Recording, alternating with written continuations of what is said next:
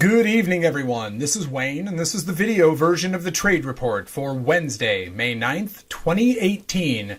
Well, the markets found a bid today, and yesterday is the reason why. Stay tuned to find out more.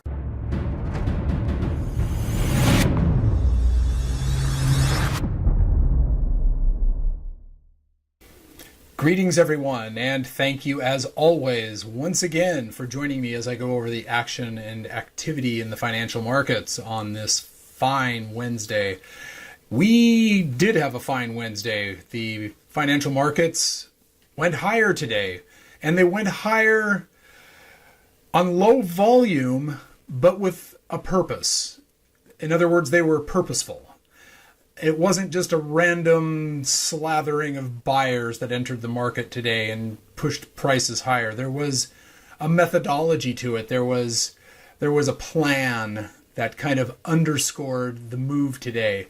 Now, how do I know this? Well, there's no way for me to just tell you definitively that I saw a particular indicator or read a specific news article or some such thing that gave me that information. It's more of an aggregate of market observation, my intuition, my market knowledge, and the fact that I've seen this before. Let's put it that way. Yesterday, which is where I started off with the tease, is how I began to suspect that this market might be planning something. And when a market begins to plan something, it usually performs some modicum of follow-through. Now, let me tell a very short story here, and that is, as it relates to yesterday, this market acted very uncharacteristically. We had an extremely important geopolitical decision that was made that realistically should have got this market moving to the downside with an attitude. And all it did was go back and forth and just kind of not give us anything definitive to work with, and it almost closed on its highs. So when I see that, and I see that on the heels of a statement made by Warren Buffett last week that he bought 75 million shares of Apple in the first quarter of 2018. These two elements are dynamically related in a way that tells me that this market is beginning to get accumulated. Remember, I've talked about accumulation distribution cycles. We are at the very beginning of an accumulation cycle.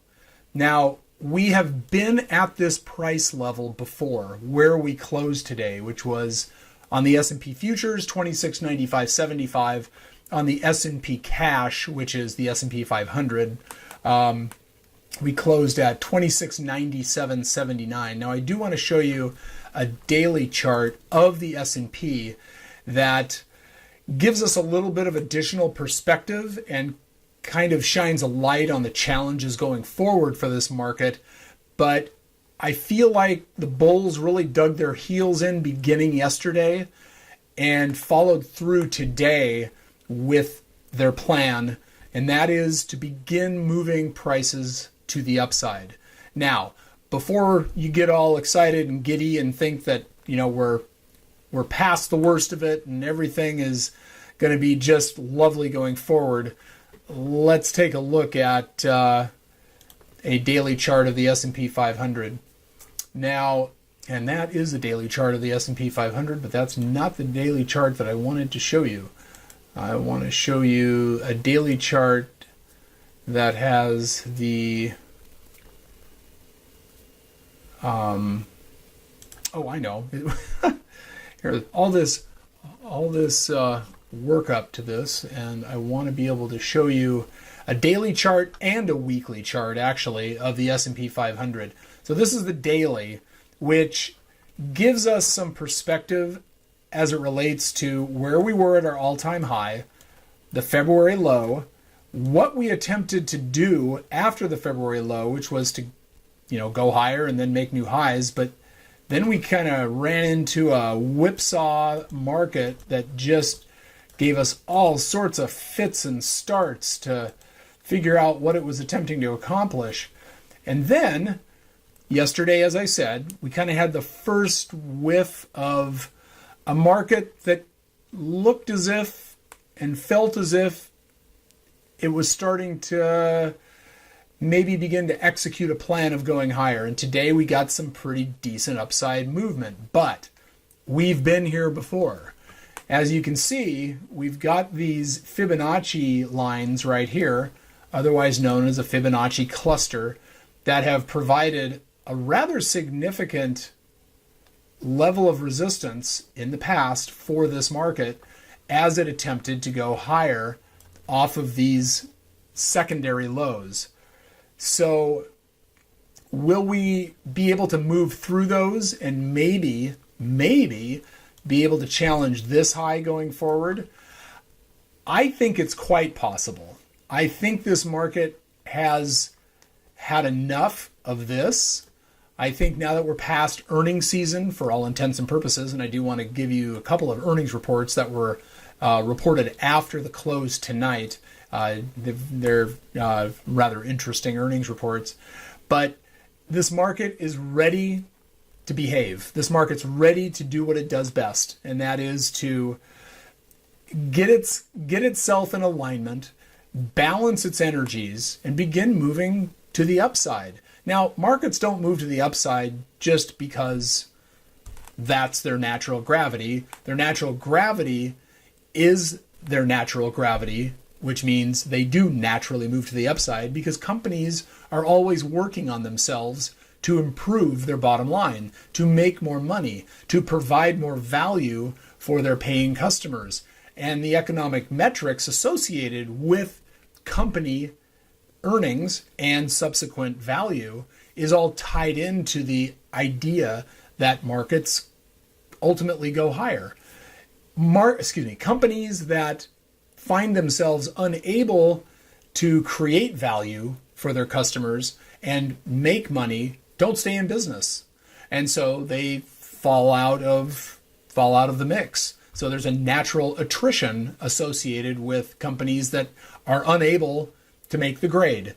So companies that are market leaders, companies that are doing a very good job of establishing value for their customers and making money and pleasing market participants are the ones who are contributing to market movement, market action. And that action is typically higher.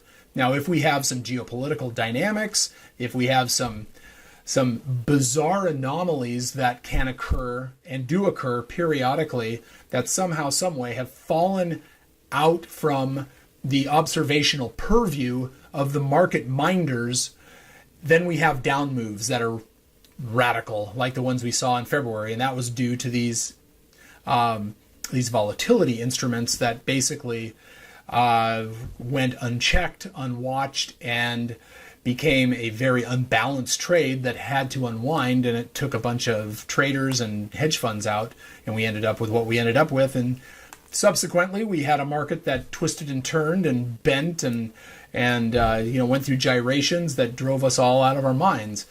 At this point, I think we are past the worst of it, but we still have a lot of work to do. So this market has to make it through this previous level of resistance, and it's got to do it in relatively short order to prove itself to market participants and to itself.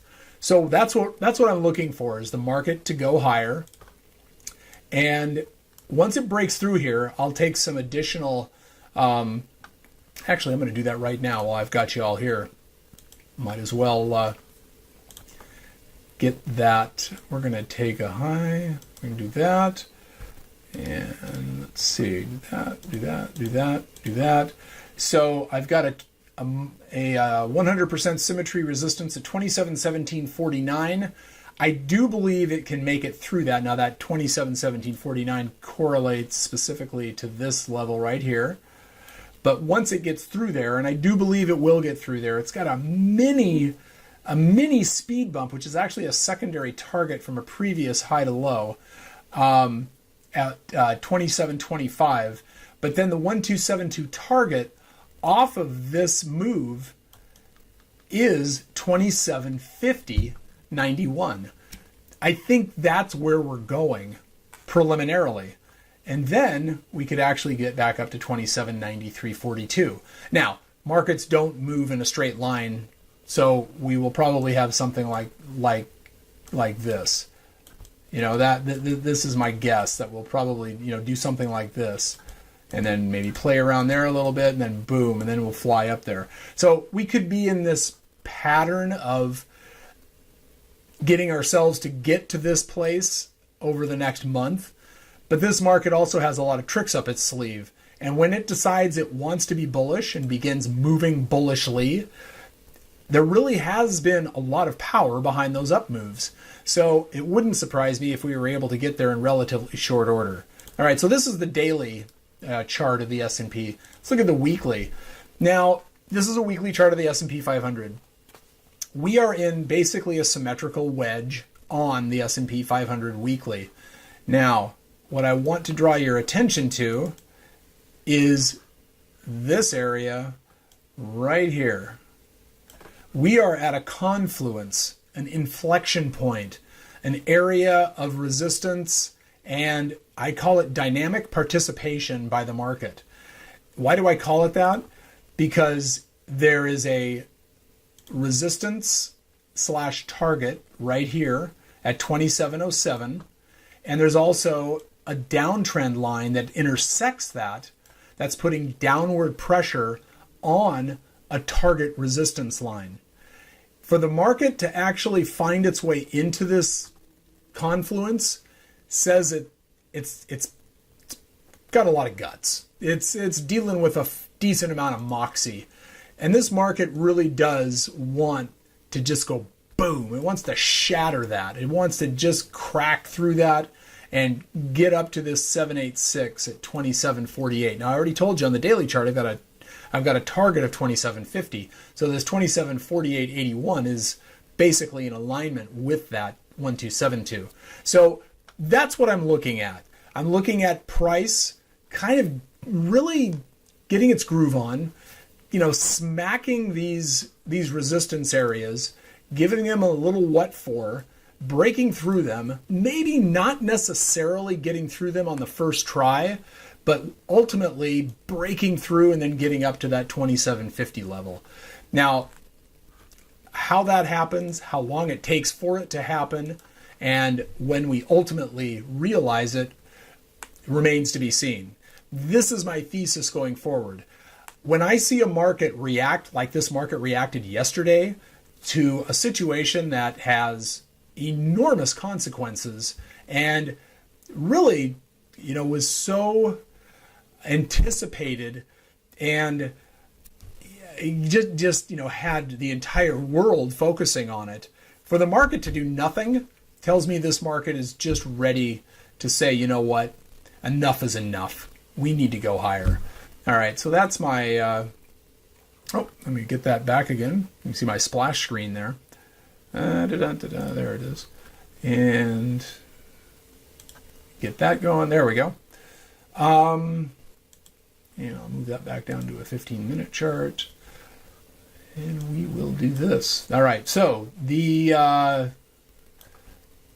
day was bullish, as I mentioned. I mean, it was virtually all up move today. We had a little bit of a down move at the get-go here, but for me, it was more about filling the opening gap, which is what I'd kind of called for in my trading room. I said, we'll probably come down, fill the gap, and then go higher.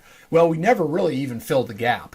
So, that's just one more level of bullishness.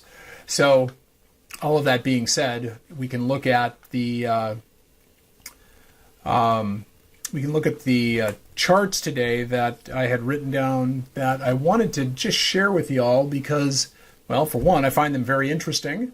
First of all, I did make some notes about stocks that have made new all-time highs in today's session.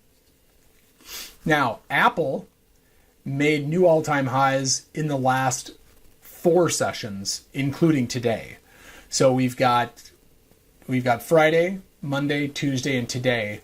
Apple has made new all-time highs in 4 subsequent sessions. Mind-boggling. So here we are in a market that is still kind of struggling from the standpoint of where the indexes are trading, but individual stocks are beginning to break out and make new highs. Again, more bullishness. Amazon, new highs. Now when I say new highs, I mean new all-time closing highs. You can see where the intraday high was 1638.10. That was on its the morning after its earnings report, but then it proceeded to just kind of fall. So today, a new all-time high new all-time closing high in Amazon. Then we have Nvidia. Oh, sorry. Let's do these in order. Intel, new all-time closing high. And let's see. We actually had a gaming. When I say gaming stock, I mean video gaming stock, Electronic Arts, which reported earnings last night after the close and had a new all-time closing high in today's session after its earnings report. And then Adobe. I don't talk about Adobe very often, but it actually had a new all-time closing high every day this week so far. So we are getting these, I guess I would call them non-market leader stocks that are actually making new highs, in addition to market leaders that are also making new highs. This tells me that there's broad participation. Now, there's not an enormous amount of participation yet because the banks are still lagging. And just randomly, let me go ahead and bring up Goldman Sachs. So you can see how the high in Goldman Sachs is well above today's closing high. So we had a high of about 275 in Goldman, and today's close was 241.73. And that's kind of the story across the board as it relates to the banks. Here's JP Morgan, which is the strongest of the banks. Actually, Citigroup might be, now that they've gotten a buyout, not a buyout, but an activist investor involved. But you can see how the banks are beginning to really kind of get their groove on off of their lows. And, they could very well be next as far as making new all-time highs. I just want to throw up Citigroup here real quick. Yeah, Citigroup is not really participating. In fact, it's still below its 200-day moving average. So, I can't get really excited. That being said, the chart pattern is pretty exciting. It's a classic W pattern, and this thing should go higher, just like that. It should make a new high. It should go up above $76 a share based on this chart pattern. In fact, that could actually be a trade that I look at doing tomorrow. I just recognized and realized that. So that's part of the reason why I do this, is to not only provide the information that I have gleaned during the trading day, but also I treat it as a process of discovery as well. Now, as exciting as a W pattern is, we are also trading below the 200-day moving average in Citigroup. So bank stocks are not real happy right here, but they may be the next group that kind of gets their groove on and begins to move higher. And if that happens, in addition to tech, we will probably see new highs in the indexes. So anyway, getting back to the 2 additional stocks that I wanted to show you that made new highs today. One of them, Microsoft. Wow, a new all-time closing high today. Mind-blowing. I've been expecting Microsoft to hit $100 a share for about all year. You can see how it's just kind of avoided the $100 level. $100 is right here. And, in my opinion, it wants to get there, but it just seems to be hitting its head and can't quite get its groove on. We'll see if this time maybe it can get there. But regardless, a new all-time closing high for Microsoft. And then the last one is NVIDIA. I mentioned last night that NVIDIA came like 8 cents from closing at an all-time high. Well, definitely did it today. I mean, it added $5.38 onto its closing price yesterday.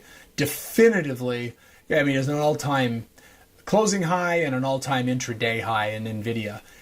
Extremely bullish. So we had 1, 2, 3, 4, 5, 6, 7 new all-time highs, and that's only on the watch lists that I have. I'm sure there were other all-time highs, but these are the ones for me that are the most important. And realistically, they're probably the most important ones for the market. So, that's why I follow them. And what gets a honorable mention today, because it made such an incredible move, we haven't seen a move like this in a relatively long time, is Google. Google really came on strong today. In fact, it has come on strong just like everything else. Ever since that day last week, Thursday of last week, when stocks looked like they were going to revisit the February lows, and that proved to be a move that created kind of a floor for going higher. So from that low, I just want to see what the price was there. The low of that day last Thursday was 1,007.89, and we closed at 1,088.95. So Google has gone up $80 since last Thursday. So all of these moves are no slouch. They are very definitive. They're sending a very clear message to the market that accumulation is taking place. These markets are getting bought. Now, they're also reaching resistance levels that have pushed them back in the past, and there will be some technical selling at those levels. Algorithms are going to come in and move prices lower. So that will test the bull's resolve at those resistance levels, and we'll see if this new accumulation phase has enough oomph to overcome what will inevitably occur. I believe it will. I believe we are going higher. I think that there could be a little bit of tug of war, a little bit of push me pull you, a little bit of a fight coming, but I do believe ultimately we are going to go higher. So that's that. And the last chart that I want to show you, actually there's 2 more charts I want to show you, and let's go ahead and get the one up here that just has me kind of blown away here. Crude oil. Wow. Crude oil looked like it was going to kind of collapse yesterday, and it did for a very short period of time when the rumor was that we were actually going to stay in the Iran nuclear deal. But as soon as that was cleared up and it was definitively realized that we were not staying in the Iran nuclear deal, well, oil went back up and went even higher today. Now, oil is now working and moving off of momentum. It is no longer in a, I guess I would call it a stabilized price action phase. It is just moving with a little bit of parabolic activity. Now that tells me that it could go quite a bit higher, but it also tells me that once it starts going lower, it could really begin selling. The one thing that has me believing that we really could go quite a bit higher, possibly up to $80 a barrel, is the fact that the Saudi Arabia IPO, Aramco, the ETF, the oil ETF that they're going to be IPOing later this year, will benefit greatly from higher oil prices. So this, I believe, is the beginning of a move that is going to take oil to a level that is going to make the Aramco ETF IPO just an absolute monster. It's already being touted as the biggest IPO ever. It is going to be amazing if oil can go higher and stay higher at the point of at that point in time when the IPO occurs, which is supposed to be this fall. We'll see. I'm not sure. So am I buying oil here? Not yet. I mean, I've got my eyes on it, and, obviously woulda, coulda, shoulda.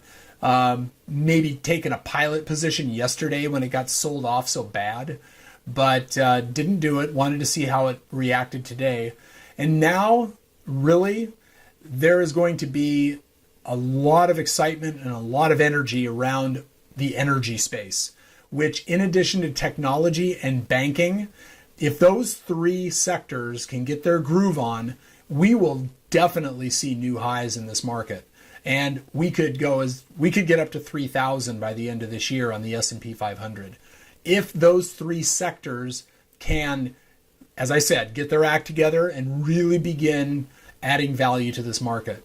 All right, the very last chart that I want to show you as it relates to just the way that the market traded today is the VIX. All right, VIX, I've been talking to you for seems like the longest time. Oh man, I could almost do a karaoke here. In fact, I think I will. For the longest time. Okay, anyway. So I told you we were going down, and I said we were probably going to head lower, and look what we did. We really headed off to the downside. I think we have more downside to go. I realistically think we could hit a 12 print tomorrow, which begs the question, where did we close today? Mind-bogglingly, we closed 1342. So we have just realistically collapsed on the VIX. The volatility in this market has just rolled over. It's basically waving the white flag. It's saying, okay, bulls, take this market higher. We've done our work. We've hung in there for as long as we can, and you've outlasted us. We've tried to get down past that 200 period moving average on several different occasions, and you've come in and you've bought it off the lows, and you know what? Congratulations, you win. So volatility is rolling over. So that's the last piece of the bullish puzzle right there. So we've got new all-time highs. We've got markets that aren't really moving discernibly on a geopolitical event where they should have really headed significantly to the downside on that news yesterday. And then we popped higher today with a fervor, and here we are. So that's what I'm looking for and looking at as it relates to the markets going forward. Now, if we look at what the markets did today, as far as the indexes are concerned, here's the Dow. So obviously the Dow hit its head on the 618, backed off a little bit. I think it's going to head up here to 24,886, and we'll see how it reacts there. But it's got about another 300 points to go before I think it takes another little stall. Let's see, Nasdaq. Nasdaq is really beginning to break out, and this is another W pattern that I think is going to prove to be an absolute beast. I think we're going to make new highs off this W pattern. This is the previous high. I think we're going even higher, and we have a W pattern that has a very favorable angle for these two lower points. So Nasdaq is looking extremely bullish. And then we've got the, I showed you the S&P, but we'll just show you on the daily chart. So S&P is also W pattern, and it could definitely get back up here to 2,800. Now I'm looking for that as well. Right now, 2,750 is the level I'm calling for. And then lastly, we've got the Russell, which is probably the first index that will make a brand new all-time closing high. And I'm looking to see how much further it has before it actually gets there. The previous all-time closing high was 1610.71, and it closed today at 1596.05. So it has only 14 points to go. That's 1 day's worth of price action in the Russell. So it very easily could do that tomorrow. And yeah, I think we're going higher tomorrow. We'll see. I don't know for sure, obviously. Anything can happen. We have binary events that have been a part of this market since the beginning of time. And especially with this administration and in these times, we never know what to expect from one day to the next. So there we go. Couple of earnings reports that came out today. And we'll get the 15-minute chart up for those. One of them is Booking Holdings.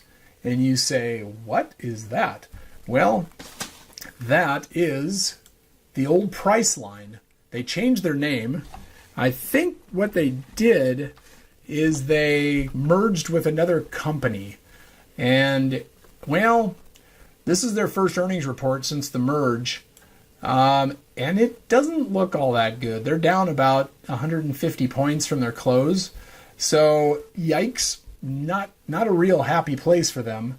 And then the last one that I want to show you is Roku. And yes, the TV set box that gives you all sorts of interesting options to connect your TV to. Had good earnings and did go higher on their earnings, getting a little bit of a retracement now, but for all intents and purposes looks pretty good. Probably will open higher and go higher tomorrow. So, just a couple of things as a sidebar to the day's activities. But overall, in the great scheme of things, I think we go higher tomorrow. And, we'll just kind of see how this whole day, this whole situation, this whole week plays out. Again, looking for 2750 on the S&P, looking for new highs in the Russell 2000. I think the Nasdaq will probably be the next index that goes to new highs after the Russell, and then the Dow and the S&P will follow after that. So, wow. A long video today, folks, 31 minutes. So with that, please trade safe, trade what you see if you choose to trade at all. Good night and good trading.